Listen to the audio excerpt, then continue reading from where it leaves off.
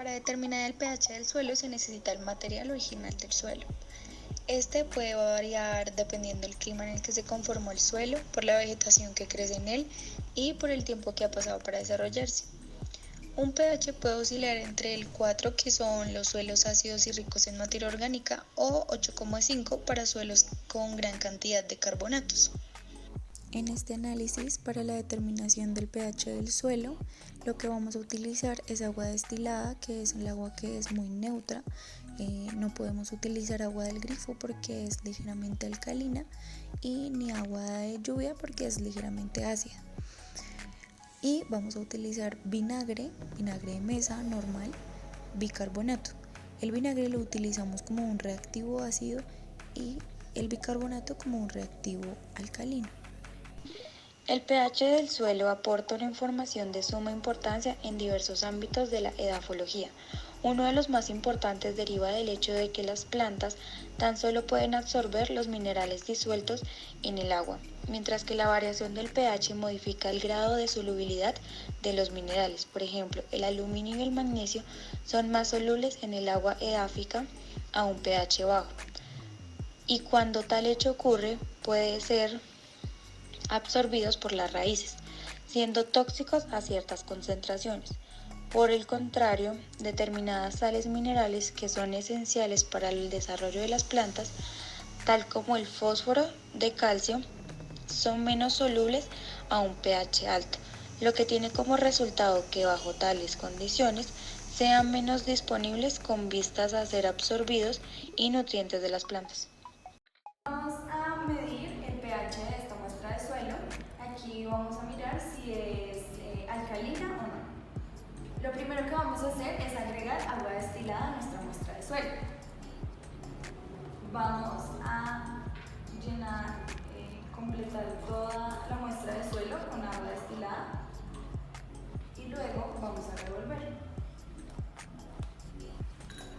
Si quieres, acércate por aquí.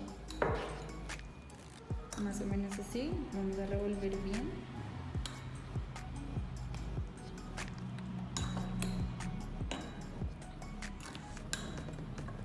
Ahora, el siguiente paso es agregar un poquito de vinagre, que este va a ser nuestro reactivo ácido. Vamos a agregar un poquito.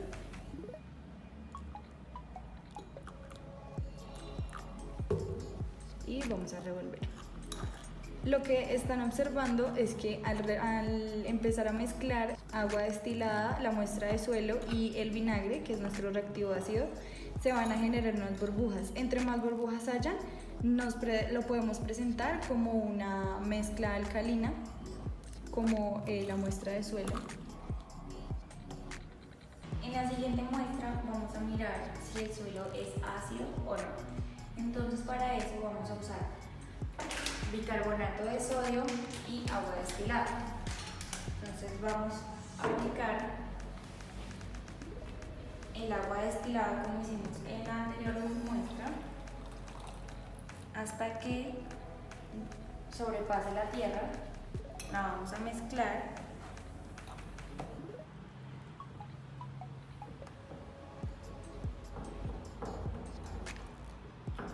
y vamos a añadir el bicarbonato de sodio.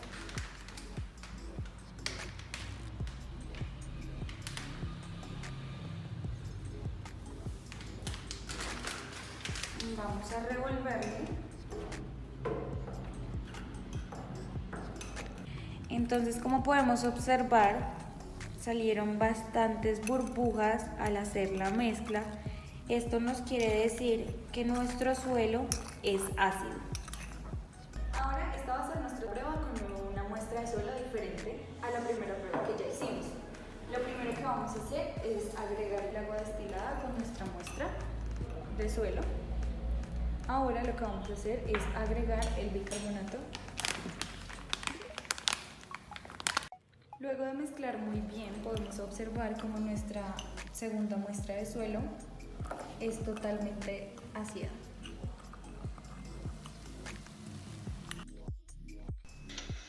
La porosidad del suelo se define como el espacio de suelo que no está ocupado por sólidos y se expresa en porcentajes. Se define también como la porción del suelo que está ocupada por aire y por agua. En los suelos secos los poros estarán ocupados por aire y en los suelos inundados por agua. Los factores que la determinan son principalmente la textura, estructura y la cantidad de materia orgánica. Los poros que constituyen el espacio poroso del suelo se encuentran en un rango continuo de tamaño. Sin embargo, se dividen usualmente en dos tipos: los macroporos y los microporos o poros capilares. La tasa de movimiento del agua y el aire a través del suelo es determinada en gran medida por el tamaño de los poros. Los macroporos facilitan una rápida percelación del agua y movimiento del aire, en tanto que los microporos dificultan el movimiento del aire y retienen gran cantidad de agua por capilaridad. Por consiguiente, los microporos son muy importantes en lo que se refiere a la retención del agua en el suelo, y los macroporos son el gran valor en lo que se refiere a la aireación y el drenaje interno del suelo. En esta segunda prueba vamos a hacer una prueba de permeabilidad con 3 tipos de suelo. En esto vamos a ver el escurrimiento de cada suelo. Vamos a utilizar este papel filtro. Aquí tenemos 3 muestras de suelos: la muestra A, muestra B y muestra C. Así las vamos a nombrar para diferenciarlas. Entonces, lo primero que tenemos que hacer es agregarle agua destilada a cada muestra. Con ayuda de nuestro papel filtro vamos a medir el tiempo. Tardó aproximadamente 1 segundo en filtrarse el agua y nos muestra que hay gran cantidad de materia orgánica en esta muestra de suelo. En esta segunda muestra vamos a agregar el agua destilada.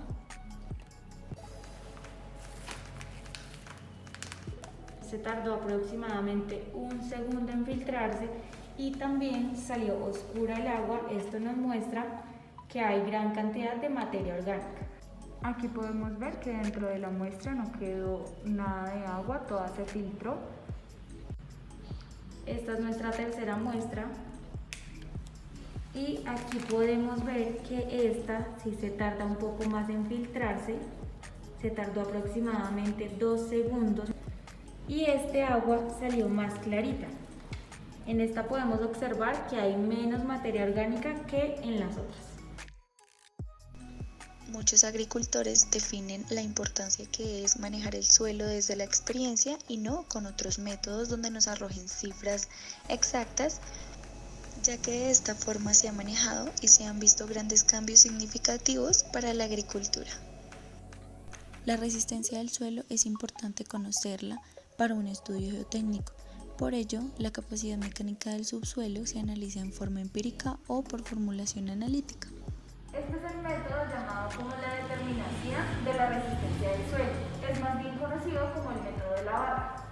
En este método necesitamos una pala, un pico, la barra y un metro.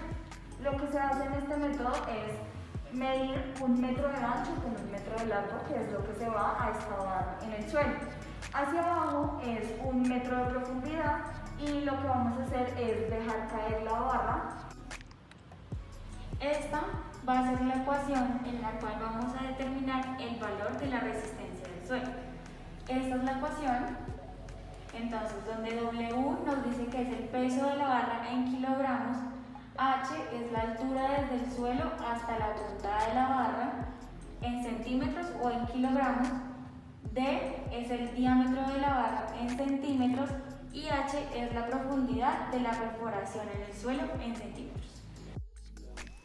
La textura del suelo juega un papel importante en la agricultura, ya que tiene implicaciones directas en los procesos que se van a manejar y las condiciones en las que se deben desarrollar los cultivos. Es decir, que a la hora de trabajar el suelo, la textura será la que defina la dificultad del trabajo. Los suelos arcillosos y muy pesados son muy difíciles de trabajar. Es importante saber que la textura del suelo es una propiedad de gran importancia económica para el trabajo en el campo.